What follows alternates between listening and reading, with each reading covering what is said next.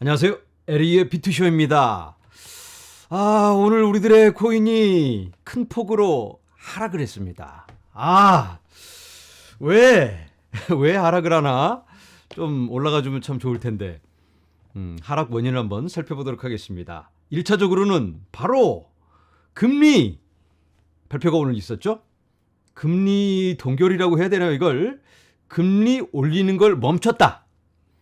멈춘 거하고 쉬는 거하고 차이가 있죠. 쉬었다라고 볼 수가 있겠는데 오늘 발표한 자료로 보자면 가장 큰 문제가 됐던 게 바로 이 부분입니다. 2023년 최종 금리, 2023년 말에 금리가 얼만큼까지 올라갈 것인가? 5.6%라고 발표가 됐습니다. 지난번 이 경제 예측 자료에서는 5.1%였는데 0.5%를 올려버렸습니다. 그러면 앞으로도 두 번 더 인상을 해야 된다는 얘기예요. 요번에 멈췄다고 좋아했는데 뭐야, 멈춘 게 아니고 잠깐 쉬는 거네. 이렇게 확 느낌이 들잖아요. 그래서 이게 발표되자마자 시장이 크게 하락을 했습니다. 제롬 파월이 나와서 뭔가 좀 이걸 불안감을 싹 씻어줄 수 있는 말을 좀 해주면 좋겠는데 라는 기대를 가졌는데 제롬 파월이 나와서 이걸 확인해주는 멘트를 계속 날리다 보니까 실망감에 크게 코인 같은 경우는 꼬꾸라졌는데, 그런데 제롬 파월이 오늘 완전히 매파적은 아니었습니다. 이런 자료를 발표는 하고 있지만 지금 상황에서는 이렇게 해야 될 것 같지만, 왜냐하면 근원 인플레이션이 꺾이고 있지 않기 때문에, 그리고 보시는 것처럼 GDP가 긍정적으로 예상이 되고 있습니다. 지난번에는 0.4% 상승할 걸로 예상을 했는데 이번에는 1.0으로 더 올라간다. 이렇게만 되면 경기 침체 없이 갈 수도 있겠다. 이런 긍정적인 자료를 내놓고, 그리고 고용지표도 훨씬 좋게 발표가 됐습니다. 실직자가 4.5%에서 4.1%로 하향 조정이 됐습니다. 이렇게나 긍정적인 방향을 갖고 있는데, 그런데 이 인플레이션이 PCE 근원 인플레이션이 꺾이지 않고 있다. 그래서 경제 전망도 이렇게 좋은데 금리 좀 더 올려도 되겠네. 이러한 결정을 내렸다. 그런데 아주 나쁜 것만은 아니죠. 제롬 파월이 보면서 그래도 사람들이 너무 깜짝 놀라는 것 같으니까, 이런 지표가 바뀔 수도 있는 거니까 그때 데이터가 들어오는 대로 맞춰서 대응을 하겠다. 지금 못 박은 게 아니다. 지금 현재의 자료로만 보자면 이렇게 금리를 올려야 될 것 같긴 하다. 이렇게 말을 한 겁니다. 자, 비트코인 차트입니다. 금리 발표 자료가 나왔을 때가 바로 여기입니다. 나오자마자 으악 하고 쭉 빠졌는데 조금 정신을 차리고 보니까 그렇게 나쁜 것만은 아니에요. 경제 전망은 좋다니까. 그리고 제롬 파월이 나와서 살짝 온화한 모습으로, 그런 표정으로 얘기를 해주니까 반등을 해요. 그러다가 이런 말하면 꺼지고 또 저런 말하면 올라가고 왔다 갔다 정신 못 차리다가 기자들 질의응답을 받다가 다 마무리되고 제롬 파월이 싸들고 밖으로 나가니까, 그러고 나서 갑자기 비트코인이 쭉쭉쭉 이렇게 빠져버려요. 아니, 금리 발표 다 끝나고 종료되고 다 마무리됐는데 왜 그때는 멀쩡하다가 갑자기 왜 끝나고 나서 빠지냐? 이거 너무 심하죠? 굉장히 심하게 빠졌는데 무슨 일일까 이게 도대체. 그런데 이상한 게 이게 바로 S&P 500의 가격 움직임입니다. 금리 발표 자료가 나왔을 때가 바로 여기입니다.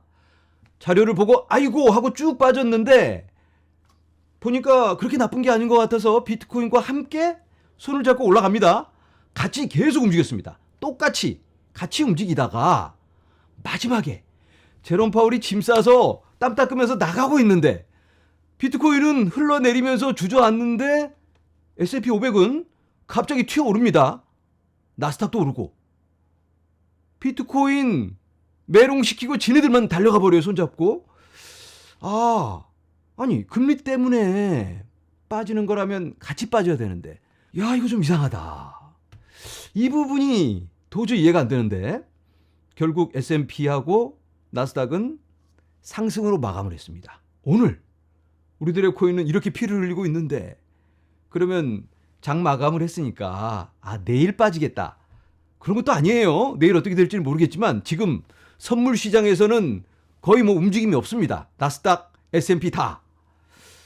그러면 코인만 심하게 빠졌다 이렇게 볼 수가 있습니다. 오늘의 금리 발표 그렇게 부정적은 아니다. 이렇게 봐야 할 것 같습니다. 자, 그러면 코인만 빠져야 하는, 이렇게나 심하게 빠져야만 하는 그런 이유가 있을까요? 그 다음 이유에 대해서 한번 살펴보자면 지금의 이 시장의 분위기, 이런 게 아닌가. SEC가 소송을 걸고 모두 다 잡아들일 것 같은 이런 공포심이 다시 스물스물 올라오고 있는 게 아닌가, 이렇게 볼 수가 있을 것 같습니다. 어제 다른 신문 자료를 제가 나누느라고 요걸 못 나눠드렸는데, 이토로가 이런 코인을 상장 폐지를 시켰습니다. 폴리곤, 디센트럴랜드, 대시, 알고랜드. 어제 나온 자료입니다. 에이다는 2년 전에 상폐를 시켰기 때문에 벌써 상폐가 된 코인이라 또 상폐를 시킬 수는 없어서 요 코인들만 상장 폐지가 되었는데요. 이토로가 그렇게 큰 거래소는 아닙니다.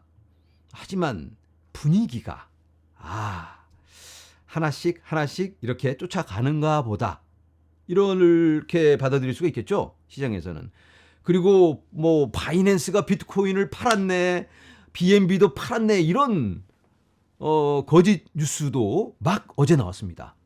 오늘도 그런 소식이 막 이어지면서 CG가 나와서 그런 거 아니다 하면서 또 해명을 하고, 여러 가지 또 공포스러운 뉴스들, 게리 갠슬러가 또 트위터에다가 막 뭐라고 또 날리고, 이런 것들이 막 이어지다 보니까 코인 시장에 충격적인 뉴스는 없었지만 이 분위기를 전환할 수 있는 그런 재료가 나타나고 있지 않아서 이러한 분위기가 이어지고 있지 않나, 이렇게 해석을 해봅니다.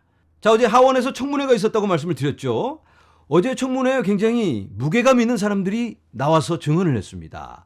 먼저 서클의 대표, 서클이라면 USDC를 발행하는 아주 큰 기관입니다.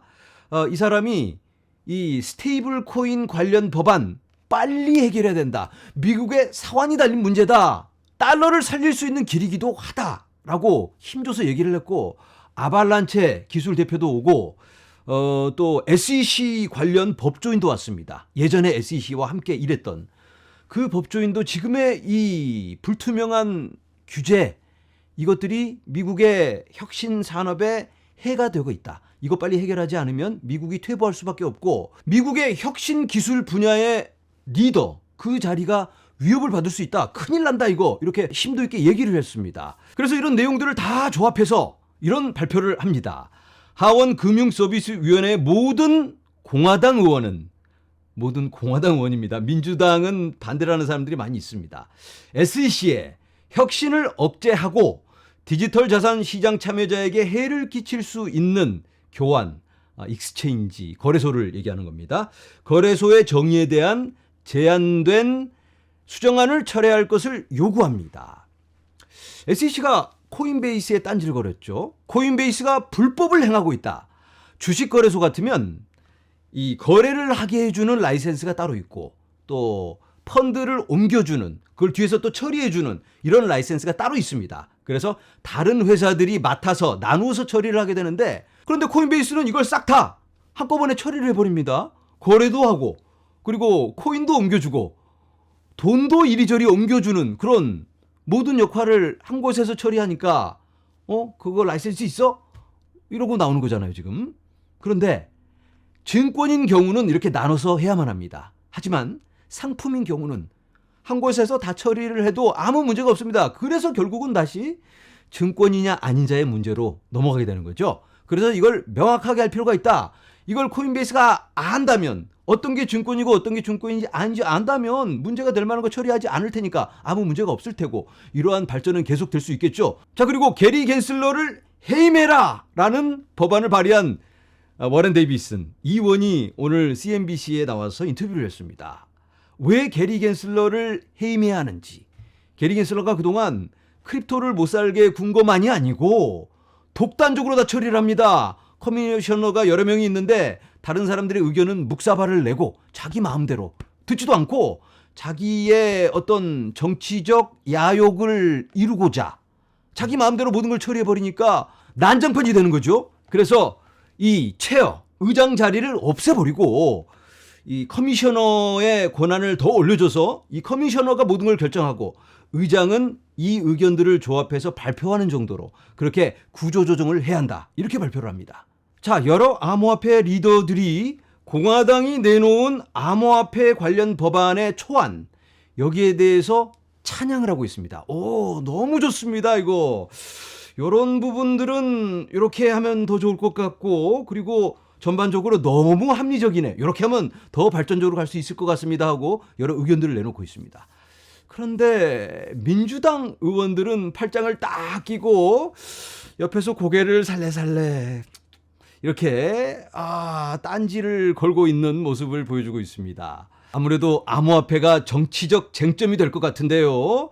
반대를 위한 반대를 하고 있는 민주당 의원들, 그리고 공화당 의원들이라고 다 착한 것만은 아닙니다. 이 사람들도 자기들의 사욕을 추구하기 위해서, 인기를 끌기 위해서, 암호화폐 투자자들이 워낙 많다 보니까 또 이미지 관리를 위해서 이걸 밀어주는 그런 의원들도 있겠죠. 암호화폐에 앞장서는 그런 사람이라면 뭔가 미래지향적인, 앞서 나가는 사람 같으니까 자기들도 그런데 끼고 싶을 거예요. 아마 민주당에서도 그렇게 끼고 싶은 사람들이 많을 것 같은데 옆에 눈치 보느라고 못 오는 사람도 있을 겁니다. 그런데 민주당 대선 후보로 나서고 있는 케네디 후보, 그 사람은 또 신경 쓰지 않고 주위의 시선 딱 도전장을 내놓고 있잖아요.